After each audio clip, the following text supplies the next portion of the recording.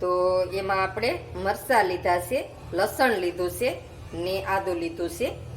તો પહેલાં આપણે આદું, મરચાં ને લસણ, તો એ ત્રણેય વસ્તુ પહેલું આપણે પીસી લેવાનું છે. તો આપણે પાણી નથી નાખવાનું, એમને આપણે પીસવાનું છે. તો આને આપણે આ રીતે પીસી લઈએ. હવે આપણે આ પીસાઈ ગયું છે. તો હવે એમાં આપણે ધાણા નાખવાના છે. તો ધાણા નાખી ને આપણે બંધ ચાલુ કરતા જઈએ ને આપણે પીસી લઈએ. તો આપણે આદુ, મરચાં ને ધાણા ને લસણ તો આપણે પીસી લીધું છે. તો જો આ રીતે આપણે પીસવાનું છે. તો આને આપણે હવે વાટકીમાં કાઢી લઈએ. હવે આપણે એનું ખાનું રાખવાનું છે ને એમાં આપણે થોડાક વટાણા નાખવાના છે. તો લીલા વટાણા છે. થોડીક આપણે લીલી તૂર નાખવાની છે. થોડાક આપણે માંડવીના દાણા નાખવાના છે. તો સિંગના દાણા કહેવાય એને, ને માંડવીના દાણા કહેવાય. તો થોડાક આપણે તલ નાખવાના છે.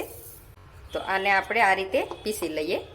તો હવે આપણે આ વટાણા ને એ બધું પીસી લીધું છે. તો આને આપણે એક વાટકીમાં કાઢી લઈએ. હવે આપણે બાઉલ લીધું છે.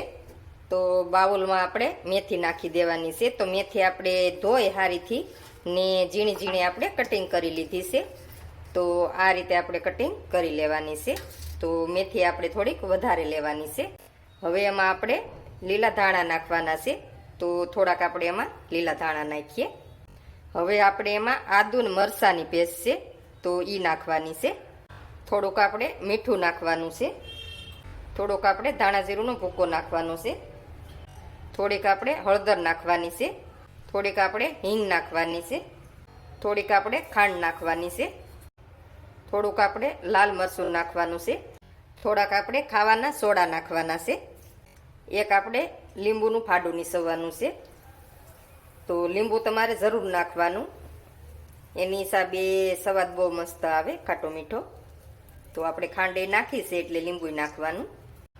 તો આ બધું આપણે આ રીતે મિક્સ કરી દઈએ. હવે આપણે એમાં શેણાનો લોટ નાખવાનો છે.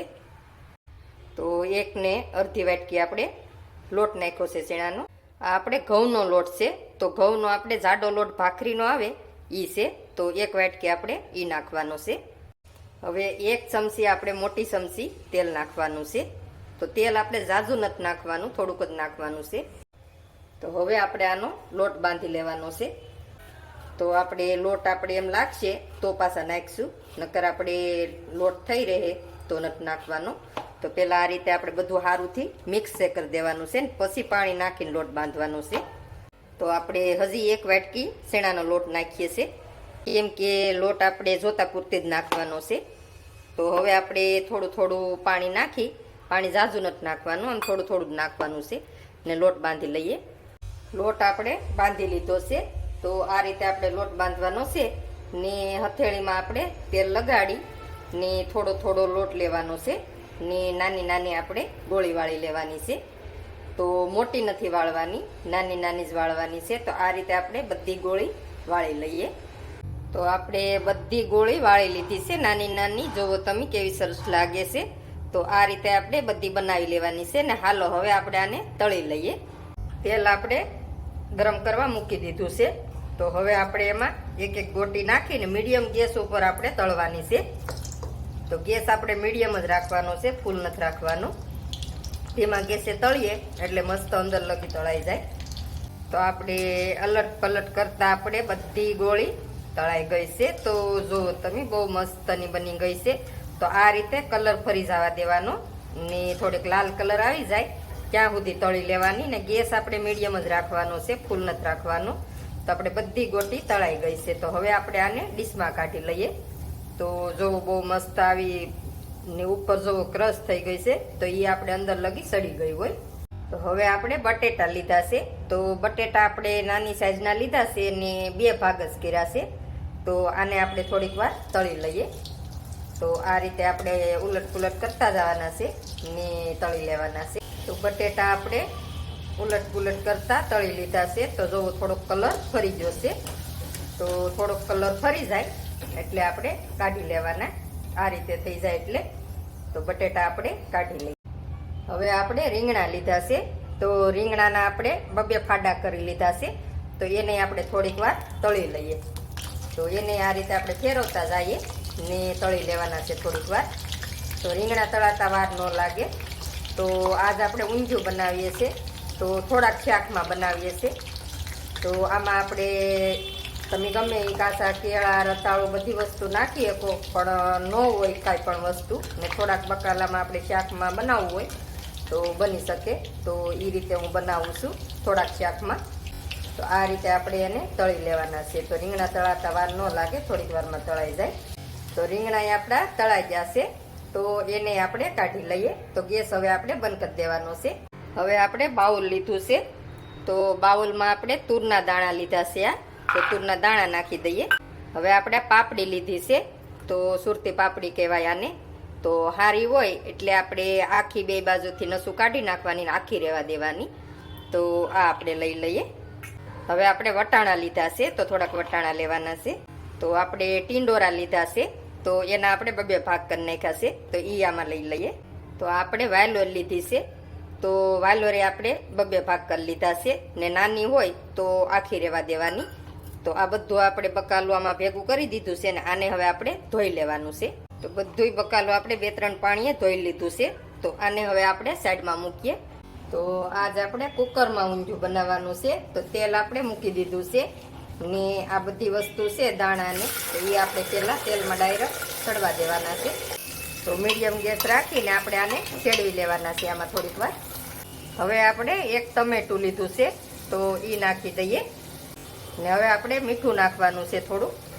હવે મિક્સ કરી લઈએ ને થોડીક વાર ચડવા દઈએ. હવે આપણે આ ધાણા ને મરચી લસણની પેસ્ટ બનાવી હતી તો એ નાખી દઈએ. હવે આપણે આ વટાણા ને બધું પીસું હતું તો એ નાખી દેવાનું છે. હવે એને આપણે મિક્સ કરી લઈએ. મિક્સ કરીને થોડીક વાર આપણે એને ચડવા દઈએ. હવે આપણે થોડીક વાર થઈ ગઈ છે. તો એમાં થોડીક આપણે હળદર નાખી દઈએ. થોડુંક મીઠું નાખી દઈએ. 1 ચમચી ધાણા જીરુંનો ભૂકો નાખી દઈએ. તમારે તીખું કરવું હોય એ પ્રમાણે તમે મરચું નાખી શકો. તો લાલ મરચું નાખીએ આપણે. 2 ચમચી આપણે ઊંધિયાનો મસાલો નાખીએ. તો તમે ગમે એ મસાલો નાખી શકો. તો આપણે ગોટી બનાવી છે તો એનો 2-3 ગોટીનો આપણે ભૂકો કરી લીધો છે. તો એ નાખીએ. હવે આપણે બધું મિક્સ કરી દઈએ. તો મસાલો આપણે સારી રીતે મિક્સ કરી નાખીએ બધો. મસાલો આપણે મિક્સ થઈ ગયો છે. તો બટેટા ને રીંગણા છે એ નાખી દઈએ.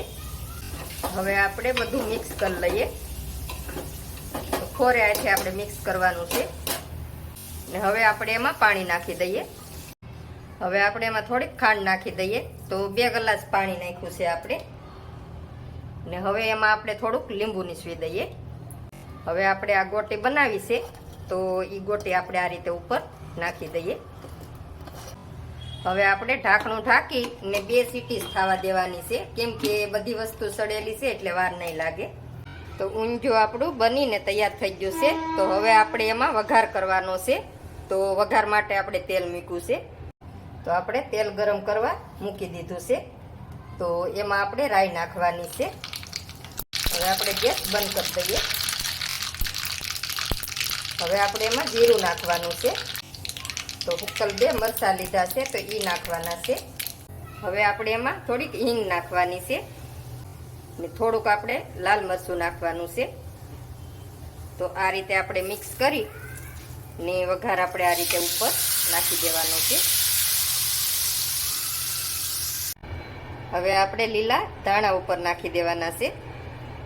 તો ઊંધિયું થઈ ગયું છે આપણે તૈયાર. તો નહીં રીંગણા કે ભરવા કે કાંઈ ઝંઝટ વિનાનું ઊંધિયું આપણે બનાવ્યું છે. તો બહુ સરસ આપણે બની ગયું છે. તો આ રીતે ઊંધિયું બનાવીને ટ્રાય મારજો જરૂરથી ને કોમેન્ટમાં મને કહેજો કેવું બન્યું કેવું નહીં એમ. ને મારા વિડીયો ગમતા હોય તો લાઈક શેર ને સબસ્ક્રાઈબ કરવાનું નહીં ભૂલતા.